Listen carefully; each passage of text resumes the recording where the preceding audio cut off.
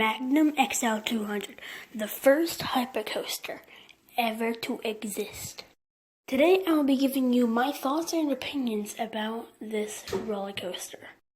First off, people always complain about the long lift hill, but really, I kind of like it.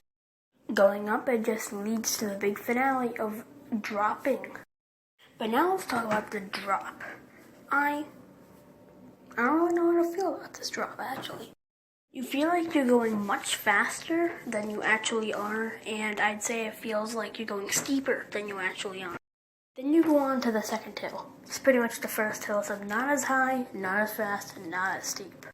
Then you go through the tunnel and up another hill, and it's just meh. Okay. The tunnel is pretty exciting because it goes almost pitch black for a second.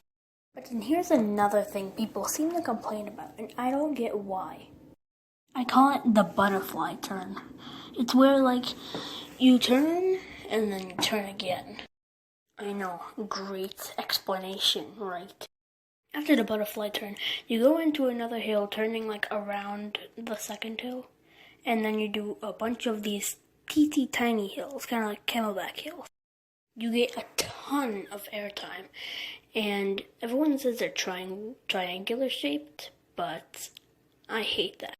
Say that they feel like triangles, not that they are. But again, then at the end of all those tiny hills, the ride's over. So, how does it hold up? Before we get into a score, we have to look at some other minor things. But first, let's start off with the thing everyone seems to complain about too. The restraints. It's a lap bar, but it doesn't have any cushioning or any handle. It's just like a little black metal bar. Everybody says that this kills their thighs. Really, it doesn't. The Sky Rush at Hershey Park is the one that kills your thighs. The red and white make for a little patriotic feel, and the station is a little themed with futuristic stuff. Same with the cars. Probably to insist 200 feet in the air is the future or something like that. I don't know.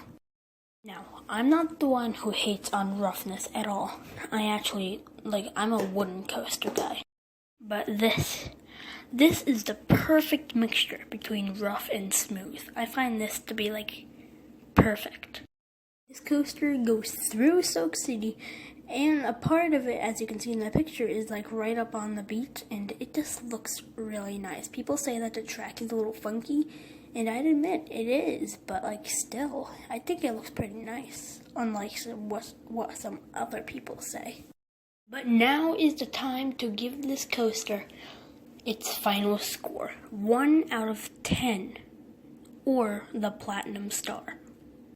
The Platinum Star is basically coasters that I think deserves, appreciation, and, it's just an overall fantastic coaster. If you watched my top 16 Cedar Point coasters, which you probably didn't because the video sucks, but if you did, you would know that this coaster is my favorite coaster I have ever ridden. So obviously, it's gonna get the Platinum Star. I don't know, but I just love this coaster. But anyway, thank you for watching. Subscribe!